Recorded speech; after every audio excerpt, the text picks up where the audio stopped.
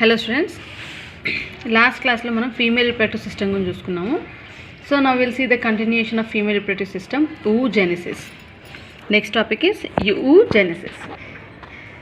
Oogenesis means formation, తయారవడం, కొత్తగా ఏర్పడడం. oogenesis ova form అయ్యే పద్ధతిని మనము oogenesis అంటాము. The process of formation of ova or egg formation ని మనము oogenesis అంటాం. Fine. అంటే ఫీమేల్ గ్యామెట్ అనొచ్చు, ova, egg, formation of female gamete or formation of ova or formation of egg is called as oogenesis. The foetal stage అంటే పిండస్థ దశలో, అంటే అండం ఏర్పడే విధానాన్ని మనం oogenesis అన్నాం. సో ఫీటల్ స్టేజ్లో, పిండస్థ దశలో ఏమవుతుందంటే పిండస్థ దశలోనే 2 million of oogonal cells form అయి ఉంటాయి ఆఫ్టర్ బర్త్. పుట్టగానే మనకి in the foetal stage itself female ఆర్గానిజంలో మనకి oogonal సెల్స్ ఎన్ని ఉంటాయి? 2 మిలియన్ oogonal సెల్స్ ఉంటాయి. ఈ oogonal సెల్స్ అనేవి ప్యూబర్టీ వచ్చేసరికి, అంటే యవ్వన దశ వచ్చేసరికి 60,000 to 80,000 వరకు రెడ్యూస్ అవుతాయి అన్నమాట. ఓకే, తగ్గుతాయి. ఎంతవరకు తగ్గుతాయి?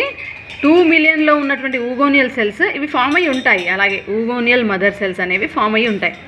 oogonal మదర్ సెల్స్ అలా ఫామ్ అయ్యి ఉంటాయి. ఎన్ని? పుట్టుకతో 2 మిలియన్ల oogonal సెల్స్ ఉంటాయి. యవ్వన దశ వచ్చేసరికి 60,000 నుండి 80,000 వరకు రెడ్యూస్ అవుతాయి అన్నమాట. అంటే 60,000 నుండి 80,000 ప్యూబర్టీ టైం వచ్చేసరికి, అంటే మెచ్యురేషన్ స్టేజ్ వచ్చేసరికి, యవ్వన దశ వచ్చేసరికి 60,000 నుంచి 80,000 వరకు ఉంటాయి, రెడ్యూస్ అయ్యి ఉంటాయి అన్నమాట. సో ఇవి oogonal సెల్స్ అన్నీ కూడా మైటోటిక్ డివిజన్ జరుపుకొని అందులో ప్రోఫేజ్ 1లో డివిజన్ ఆపుకొని ఉంటాయి అన్నమాట. సో మైటోటిస్ జరుపుకొని ప్రైమరీ oocyte కింద మార్పు చెందుతాయి. రైట్. సో ప్రైమరీ oocyte అనేది అలా ఉంటుంది. ఇప్పుడు ఈ ప్రైమరీ oocyte వచ్చేసి ఫస్ట్ మియోటిక్ డివిజన్ని జరుపుకుంటుంది. ఈ oogonal cells, oogonal mother cells, అంటే ఓవా ఫామ్ అవ్వాలంటే oogonal మదర్ సెల్స్ ఉండాలి. ఈ oogonal మదర్ సెల్స్ అనేవి పుట్టుకతో మనకి 2 మిలియన్ వరకు ఉంటాయి. యవ్వన దశ వచ్చేంత వరకు ఇవి 60,000 నుంచి 80,000 వరకు రెడ్యూస్ అవుతాయి, తగ్గుతాయి అన్నమాట. తర్వాత ఇవి మైటోటిస్లో మైటోసిస్ ఆర్ మైటోటిక్ డివిజన్ ద్వారా ప్రోఫేజ్ 1లో అలా ఉండిపోతాయి. నెక్స్ట్ అలా ఉండిపోయి వీటిని ఇప్పుడు ఇవి మనం ప్రైమరీ oocyte అంటాం అన్నమాట. ఇవి ఎక్కడ ఆగిపోతాయి? ప్రోఫేజ్ 1లో ఆగిపోతాయి అన్నమాట. డివిజన్ ఆపుకుంటాయి. ఓకే, విభజనని ప్రోఫేజ్ 1లో ఆపుకుంటాయి. మీకు తెలుసు కదా, మైటోసిస్, మియోసిస్ 2 రకాల డివిజన్స్ ఉంటాయి. కణాలు 2 రకాలుగా విభేదన చెందుతాయి. సో oogonal సెల్స్ వచ్చేసి 2n కండిషన్లో ఉంటాయి. 2n కండిషన్లో ఉంటాయి. ఈ 2n కండిషన్లో ఉన్నటువంటి ఈ సెల్స్ ప్రోఫేజ్ 1లో ఆగిపోతాయి. డివిజన్ ఆపేసుకొని ప్రోఫేజ్ 1లో ఆగిపోతాయి అన్నమాట. నెక్స్ట్ వచ్చేసి ఇప్పుడు ఈ ప్రైమరీ oocyte అని పిలవడం జరుగుతుంది. వీటిని ఏమంటారు? ప్రైమరీ oocyte అని పిలవడం జరుగుతుంది. సో ఈ ప్రైమరీ oocyte ఇప్పుడు meiotic division, first meiotic division start చేసుకుంటుంది. సో ఫస్ట్ మియోటిక్ డివిజన్ ద్వారా జరుపుకొని ఇప్పుడు ఇక్కడ ప్రోఫేజ్లో స్టాప్ అయిపోతుంది అన్నమాట. డివిజన్ అనేది ప్రోఫేజ్లో స్టాప్ అయిపోతుంది. సో ఫస్ట్ మియోటిక్ డివిజన్ ఎప్పుడు? మెచ్యురేషన్ అయినప్పుడు, ప్యూబర్టీ, యవ్వన దశ వచ్చేసరికి ప్రోఫేజ్ 1లో ఆగిపోతాయి. Prophase 1, meiotic division, mitotic division, 2 రకాల డివిజన్స్ ఉంటాయి, అవునా? సో జర్మ్ సెల్స్లో మనకి మియోటిక్ డివిజన్స్ జరుగుతాయి జనరల్గా. సో ఇప్పుడు ఈ మియోటిక్ డివిజన్ ద్వారా, అంటే 2n కండిషన్లో ఉన్నటువంటి మైటోటిస్లో 2n సెల్ 2nగా డివైడ్ అవుతుంది. కానీ మియోసిస్లో ఏమవుతుంది? 2n cell n and n కింద డివైడ్ అవుతుంది. n సెల్స్ n హ్యాప్లాయిడీ కింద ఫామ్ అవుతాయి. అంటే ఇక్కడ 46 క్రోమోజోమ్ సెల్స్ nగా డివైడ్ అవుతాయి. అంటే 23 క్రోమోజోమ్స్ ఉన్నటువంటి సెల్స్గా, అంటే మేల్ అండ్ ఫీమేల్ గ్యామెట్స్ చెప్పాను కదా. గ్యామెట్స్లో మనకి మియోటిక్ డివిజన్ జరుగుతుందని చెప్పాను. సో ఇప్పుడు ఫస్ట్ మియోటిక్ డివిజన్ జరుపుకొని ప్రోఫేజ్ 1లో స్టాప్ అయిపోతుంది. ఇప్పుడు దీన్ని మనం సెకండరీ oocyte అంటాం అనమాట. ఈ సెల్ ఏదైతే డివైడ్ అయిందో దాన్ని సెకండరీ oocyte అంటాం. ఈ సెకండరీ oocyte మళ్ళీ సెకండ్ మియోటిక్ డివిజన్ జరుపుకుంటాయి. మియోటిక్ డివిజన్ జరుపుకొని ఫైనల్గా ఓవం అనేది ఫామ్ అవుతుంది అనమాట. ఓకే, ఇలా ఇది 2 బాడీస్ కింద డివైడ్ అవుతుంది. చిన్నగా ఉన్నటువంటి సెల్ని మనం పోలార్ బాడీస్ అంటాము. సో ఫస్ట్ మియోటిక్ డివిజన్లో ప్రైమరీ పోలార్ బాడీ వస్తుంది. ప్రాథమిక పోలార్ బాడీ అంటాము. అండ్ సెకండరీ పోలార్ బాడీ వచ్చేసి సెకండ్ మియోటిక్ డివిజన్లో మనకి ఫామ్ అవుతుందన్నమాట. Okay, so these are the 2 types of polar bodies. Okay, ఇవి తర్వాత డీజనరేట్ అయిపోతాయి. అండ్ ఇది సెకండరీ ఊసైడ్ కింద ఫామ్ అయ్యి ఇది ఓవం కింద కన్వర్ట్ అవుతుంది అనమాట డివిజన్ జరుపుకున్న తర్వాత. సో అలా మనకి 28 డేస్కి, ప్రతి 28 డేస్కి మనకి ఒక ఓవం అనేది రిలీజ్ అవుతూ ఉంటుంది. ఈ ఓవం స్పర్మ్తో కలిస్తే జైగోట్ ఫామ్ అయ్యి ఎంబ్రియో ఫామ్ అవుతుంది. ఓకే, సంయుక్త బీజం ఏర్పడుతుంది. ఇప్పుడు శుక్రకణాలతో కలిస్తే, ఈ అండాలు శుక్రకణాలతో కలిస్తే కనుక అండం ఫలదీకరణ జరుపుకొని అండాలని జైగోట్ సంయుక్త బీజాన్ని ఏర్పరుస్తుంది. అలా సంయుక్త బీజం పిండంగా ఏర్పడి ఫైనల్గా ఒక బేబీగా ఫామ్ అవ్వడం జరుగుతుందన్నమాట. ఈ ఒకవేళ ఇది 28 డేస్లో ఈ ఓవం రిలీజ్ అయినప్పుడు శుక్రకణాలు రాలేవనుకోండి, if they are not fertilized with స్పర్మ్తో ఫలదీకరణ, అంటే శుక్రకణాలతో ఫలదీకరణ జరుపుకోకపోతే ఈ ఓవం అనేది రప్చర్స్, ఓకే, డీజనరేట్ అయిపోతుంది అనమాట. విచ్ఛిన్నం చెంది బ్లీడింగ్ అనేది జరుగుతుంది. ఓకే, అలా మనకి ప్రతి 28 డేస్కి ఫీమేల్స్లో, అంటే లేడీస్లో, స్త్రీలలో మనకి మెన్స్ట్రల్ సైకిల్ అని జరుగుతూ ఉంటుంది అనమాట. Is it fine? Menstrual cycle అనేది జరుగుతుంది. సో మెన్స్ట్రల్ సైకిల్ గురించి కూడా నేను డిస్కస్ చేస్తాను. సో ఈ డివిజన్స్ ఎక్కడైతే ఫీటల్ స్టేజ్లో వరకు ఇవి జరుగుతాయి, ఇక్కడ డివైడ్ అవ్వడం జరుగుతుంది. ప్రైమరీ ఊసైట్ అనేది మనకి ఫీటల్ స్టేజ్లో జరుగుతుంది. తర్వాత ఎప్పుడైతే మెచ్యురేషన్ స్టార్ట్ అవుతుందో, ప్యూబర్టీ స్టేజ్ దాటిన తర్వాత మనకి సెకండరీ ఊసైట్ డివైడ్ అవ్వడం స్టార్ట్ అయ్యి అడల్ట్ స్టేజ్లో మనకి ఓవం అనేది రిలీజ్ అవుతుంది అనమాట. For every 28 days, every month 28 డేస్కి మనకి ఒక ఓవం రిలీజ్ అవ్వడం జరుగుతుంది. ఫైన్. నెక్స్ట్, సో ఇన్ డీటెయిల్గా చూద్దాం ఒకసారి. oogenesis, formation of ova or egg is called, or female gamete is called as oogenesis. So జనరల్గా నేను చెప్పాను millions of oogonia in each ovary. ఒక్క ఓవరీలో మిలియన్స్, 2 million వరకు ఉంటాయని చెప్పాను కదా. ఇవన్నీ కూడా 2n కండిషన్లో ఉంటాయి.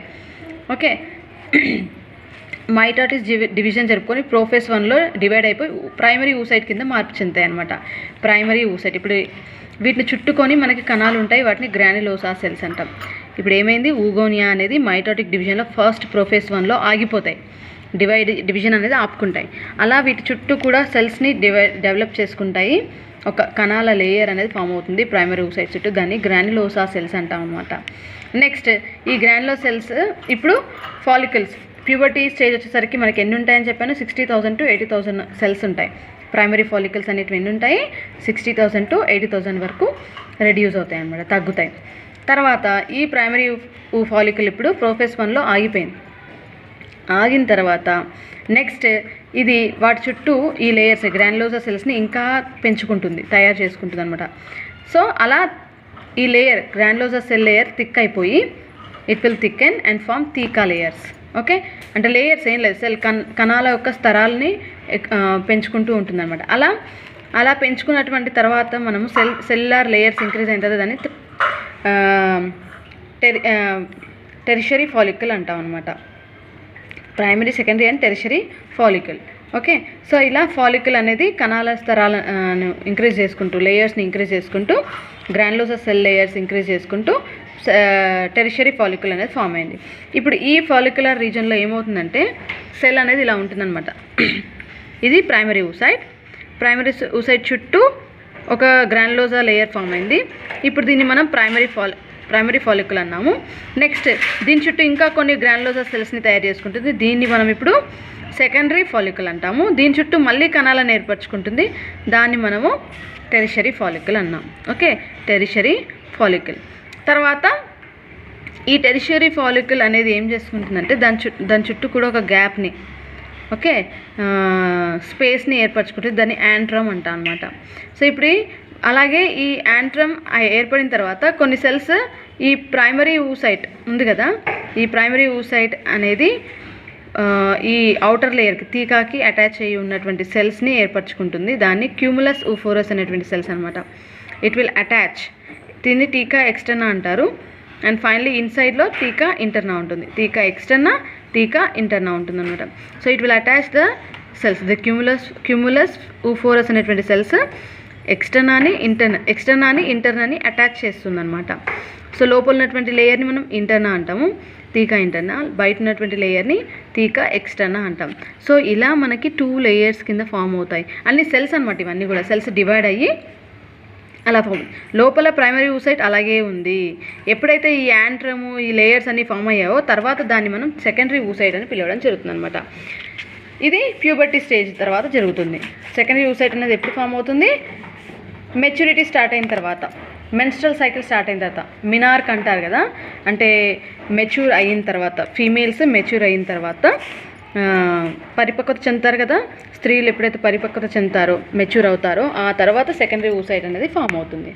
ఓకే, ఇప్పుడు ఈ సెకండరీ oocyte ఫామ్ అయ్యి ఇలా డివైడ్ అవుతుంది. డివైడ్ అయ్యి సెకండరీ oocyte ఉంటుంది, పోలార్ బాడీ కూడా ఉంటుంది అనమాట. 2 సెల్స్ అనేవి ఫామ్ అవుతాయి.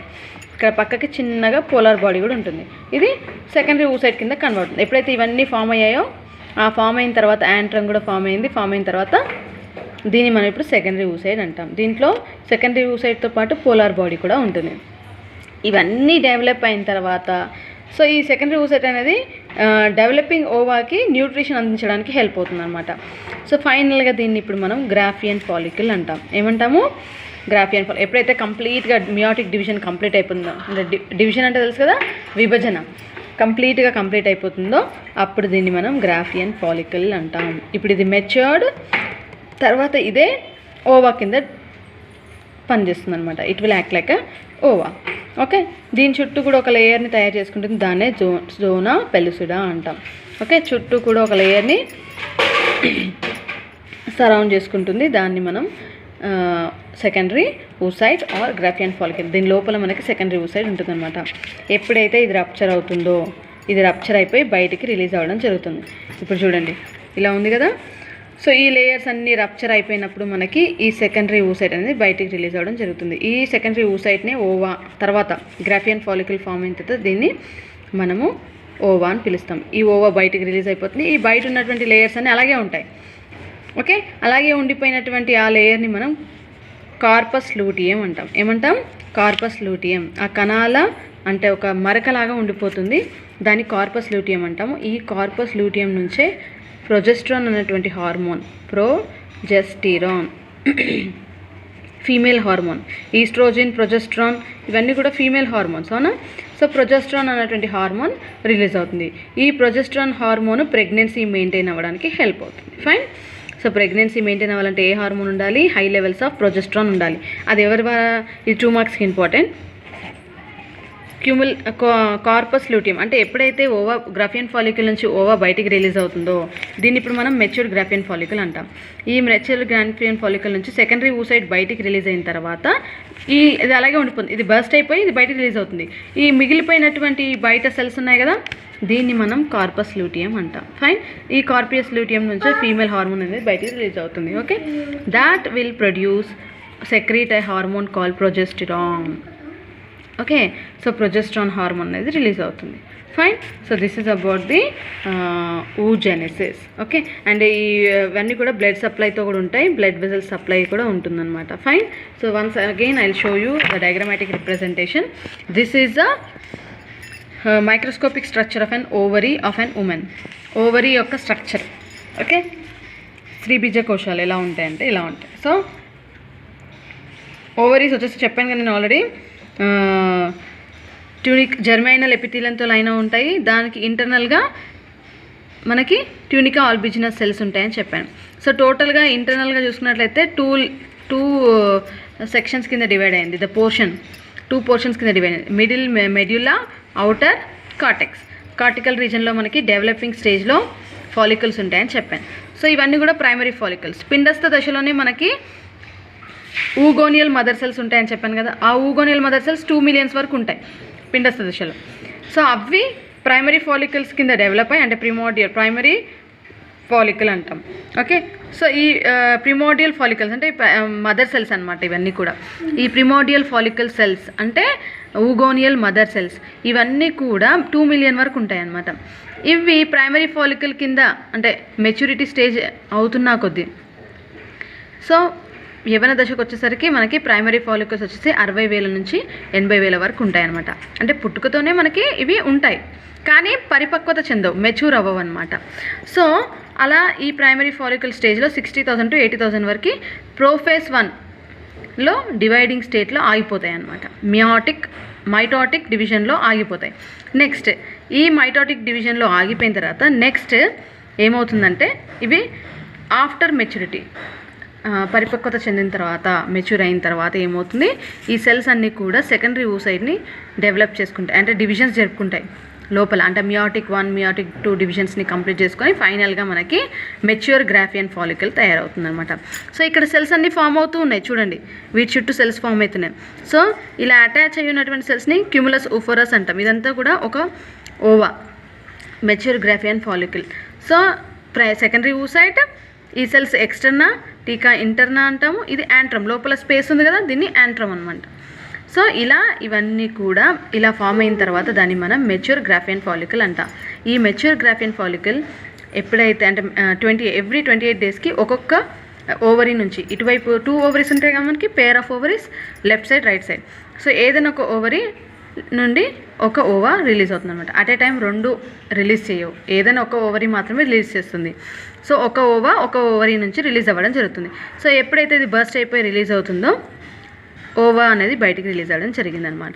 ఈ లోపల ఉన్నటువంటిది బయటికి రిలీజ్ అవ్వడం జరిగింది. సో ఇప్పుడు ఈ సెల్స్ అన్నీ ఉన్నాయి కదా, ఈ సెల్సే కార్పస్ లూటియం అంటాం మనం. రప్చర్డ్ ఫాలికల్, ఎప్పుడైతే ఈ ఫాలికల్ రప్చర్ అయిందో బయటికి ఓవా రిలీజ్ అయింది. ఫైనల్గా మనకి ఇక్కడ కార్పస్ లూటియం, ఈ బయట ఉన్నటువంటిది ఇదొక స్కార్ లాగా, ఒక మరకలాగా అలా ఉంటుంది కొంతసేపు. తర్వాత ఇది కార్పస్ లూటియం కింద తయారవుతుంది.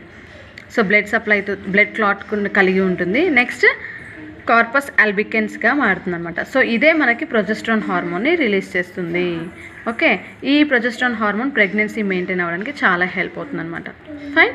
సో ఇవన్నీ కూడా కార్టికల్ రీజన్లో ఉంటాయి, బ్లడ్ వెజల్స్ అవన్నీ కూడా మెడ్యులర్ రీజన్లో సప్లై అవుతాయి అనమాట. So this is about the mature ova and ఓవరీస్లో ఎలా రిలీజ్ అవుతుంది ova. So process of release of ova is called, release of ఓవాని ఓవ్యులేషన్ అంటాము, ఫార్మేషన్ ఆఫ్ ఓవాని oogenesis అంటాం. So the release of ova is called ovulation. Release అయ్యే పద్ధతిని, బయటికి విడుదలయ్యే పద్ధతిని ఓవ్యులేషన్ అంటాం. తయారయ్యే పద్ధతిని, ఓవా తయారయ్యే పద్ధతిని మనం oogenesis అంటాం. Fine. So this is about the oogenesis and ovulation. So menstrual cycle next క్లాస్లో చూద్దాము. ఫైన్. Thank you.